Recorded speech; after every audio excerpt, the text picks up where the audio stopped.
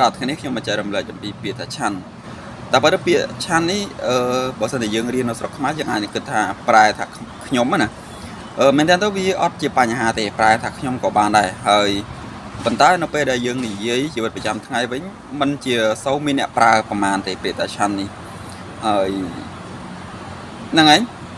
លុះត្រាតែគេមានឋានៈខ្ពស់អីចឹងណាគេនិយាយទៅកាន់មនុស្សដទៃឬមួយក៏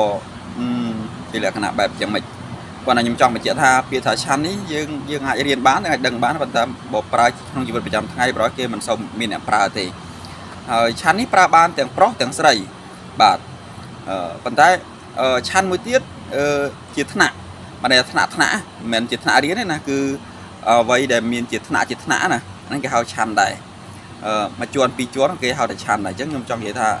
ឆាន់ហ្នឹងអាចនៅប្រែថាខ្ញុំចំពោះបរិសនារីក៏ប្រើបានពីច្រើនគេប្រើនៅក្នុងវេយ្យាករណ៍ឬមួយក៏គេប្រើនៅក្នុង